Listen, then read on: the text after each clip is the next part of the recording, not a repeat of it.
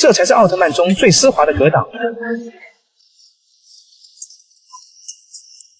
奈克瑟斯对战加鲁贝洛斯是基石准记梦境世界后两者的二番战。加鲁贝洛斯作为奥特曼中最出名的异生兽，原型就是希腊神话中的地狱三头犬，可以说十分还原了。相比较其余的异生兽，加鲁贝洛斯生命力更加顽强，因为它是由始祖异生兽的1的中枢神经细胞和狗结合后而诞生的。在后续作品中更是衍生到了第6代，奥迷们对他印象最深的应该就是他拥有着极强的幻术，这可不少让奥特战士们吃苦头。奈克瑟斯为了尽快将其击败，再次将其带入梅塔领域之中，夜袭队也准备驾驶各金切斯特突入其中。经过身心双重考验后的孤门再次拾起了对于这份工作的热情，如今已经是队内值得信赖的主炮手。在突入梅塔领域之后，孤门立刻朝着加鲁贝洛斯疯狂输出，直接将其打得连连后退。经过此前多次的合作之后，从本集开始，奈克瑟斯和夜袭队也成为了心照不宣的战友。然而高兴不过3秒，加鲁贝洛斯朝着战机释放催眠波动，中了幻术的孤门眼前居然出现了多个目标，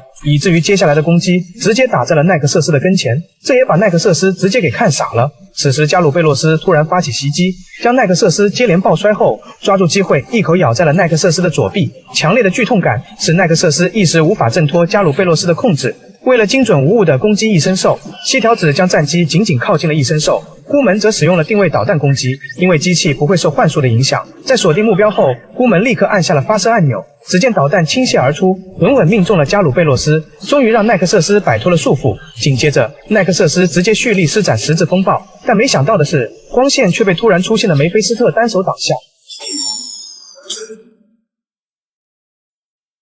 原以为奈克瑟斯将再次1打2，但梅菲斯特带着加鲁贝洛斯直接消失在了原地。战斗结束之后，现场也发现了4位受害者早已被沟吕木杀害。作为曾经的恋人，西条子的一番话也将慢慢揭开沟吕木的过往。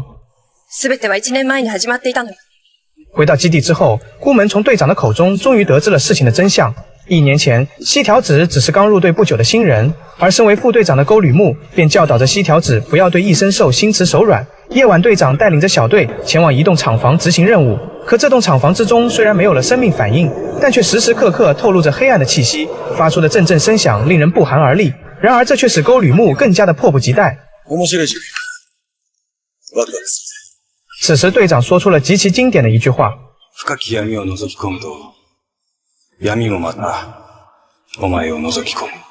但沟吕木并不以为意，而且出于对自己能力的绝对自信，并提议带着西条子先潜入进去。原本队长并不同意沟吕木的提议，因为这也并不是原本的作战计划，但西条子也决心和沟吕木一同前往。队长思考之下只能选择了同意。如今队长也无法理解自己当时为何会同意，可能他的内心深处也存在着对于黑暗的窥探。不过显然，沟吕木和西条子的内心埋藏着比其他人更多的黑暗，可能不断的将其利用，就会堕入黑暗深渊之中。而事实确实如此，沟吕木和西条子潜入其中后，发现有大批的人形异生兽向着两人攻击。绝境之下，沟吕木使用手中的武器将周围的目标全部消灭，这也足以可见沟吕木的个人能力确实强。然而，随着厂房的一阵爆炸，只有西条子拿着沟吕木的名牌从火海中缓缓走了出来，而沟吕木也就此消失。但没想到的是，当再次看到沟吕木的时候，俨然成为了一个恶魔。在监控画面中，很清楚地看到最前方正是异生兽诺斯菲尔，而中间的夜袭队成员遭到了团灭。